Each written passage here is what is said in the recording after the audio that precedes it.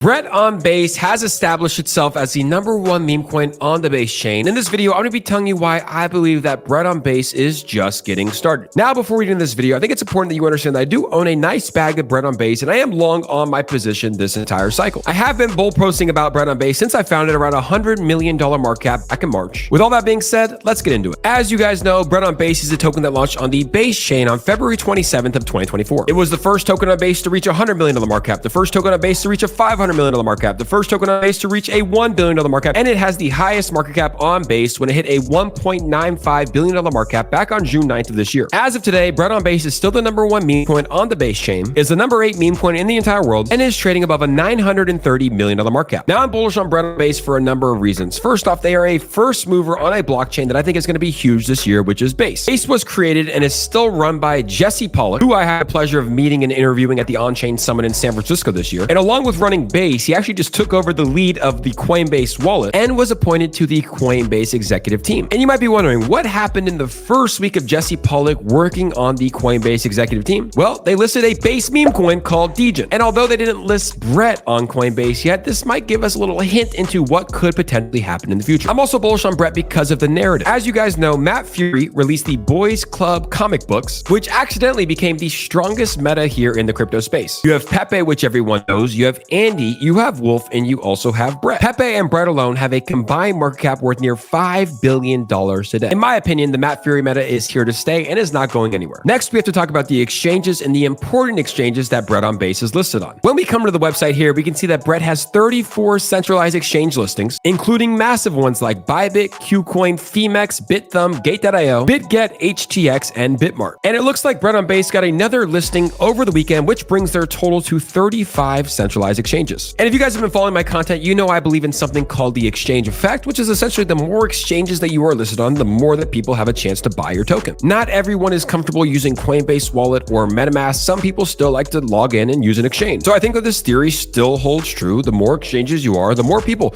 all around the world that can buy your token. And along with centralized exchanges for spot trading, Brett is also listed on a ton of different futures platforms. You can trade futures for Brett on 15 different platforms, including OKX, Binance Futures, Bybit, Kraken, KuCoin, Gate.io, as well as MEXC. And with names like OKX, Binance, Kraken, and KuCoin, you can understand why this is such an important catalyst. I don't know who runs Brett, but whoever does obviously has a marketing background. This is the latest look at some of their billboards here in Taiwan, where you can see that they have the Brett on Base mascot holding a computer where you can scan the QR code and it takes you directly to the website. We also saw them sponsor professional baseball teams in Asia, as well as sponsoring the #6 UFC welterweight in the world, Gilbert Burns, ahead of his fight against Sean Brady. We all know the rule when it comes to psychology and marketing. It takes about 7 times for you to see something before you want to buy it. And I think that this still holds true in the crypto space. And lastly, and something that I think is most important, is that they take their content so seriously. Brett on Base has recently been verified on Instagram, where they can now bull post to their 38.2 thousand followers. Brett on Base and Ponky have both really done a phenomenal job when it comes to their short form content. And I think that this visibility and marketing will play huge when these retail investors start to buy cryptocurrency in 2025. And to be honest, I just have to give a round of applause to the dev team because they have done such a phenomenal job. When Base first launched, it had a lot of hype. Obviously, we saw the Base chain die down a little bit, but Brett was still able to